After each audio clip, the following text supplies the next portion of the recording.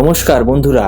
গতকাল পশ্চিমবঙ্গের বিচার ব্যবস্থাতে এক নজিরবিহীন এবং উদ্বেগজনক পরিস্থিতি তৈরি হয়েছিল।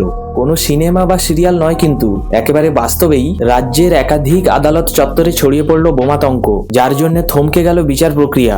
আতঙ্কিত হয়ে পড়লেন বিচারক থেকে আইনজীবী এবং সাধারণ মানুষও। ঠিক কি ঘটেছিল গতকাল এবং কেনই বা এই হুমকি, আজকের এই প্রতিবেদনে বিস্তারিত আপনাদের জানাবো। সকাল থেকেই পশ্চিমবঙ্গের বিভিন্ন প্রান্তের আদালতগুলোতে চাঞ্চল্য ছড়িয়ে পড়ে। কলকাতা হাইকোর্ট সহ রাজ্যের একাধিক জেলা আদালতে ইমেলের মাধ্যমে একটি হুমকি পাঠানো হয়, যেখানে দাবি করা হয় যে আদালত চত্বরে বোমা রাখা আছে এবং যে কোনো সময় বিস্ফোরণ ঘটতে পারে। প্রথমে এটি কোনো একজনের মশকরা মনে হলেও যখন একের পর এক আদালতে একই ধরনের হুমকি আসতে থাকে, তখন প্রশাসন নড়েচড়ে বসে। খবর পাওয়া মাত্রই পুলিশ এবং বম্ব স্কোয়াড ঘটনাস্থলে ইমিডিয়েট পৌঁছে যায়। এই হুমকির ফলে আদালতের স্বাভাবিক কাজকর্ম সম্পূর্ণভাবে স্তব্ধ হয়ে যায়। খুব তাড়াতাড়ি করে আদালত চত্বর খালি করে দেওয়া হয়। অনেক গুরুত্বপূর্ণ মামলার শুনানি মাঝপথেই বন্ধ হয়ে যায়। বিচারক এবং আইনজীবীদের নিরাপত্তা নিশ্চিত করতে তাদের নিরাপদ স্থানে সরিয়ে নিয়ে যাওয়া হয়।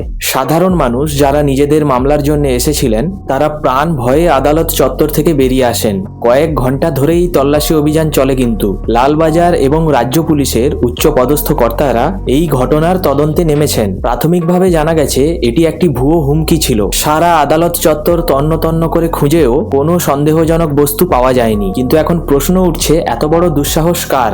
সাইবার ক্রাইম বিভাগ ইতিমধ্যেই ওই ইমেলের উৎস বা আইপি অ্যাড্রেস ট্র্যাক করবার চেষ্টা করছে। প্রাথমিক তদন্তে অনুমান করা হচ্ছে কোনো হ্যাকার বা অসাধু চক্র এই বিচার প্রক্রিয়াকে ব্যাহত করতে এরকম একটি ঘটনা ঘটিয়েছে।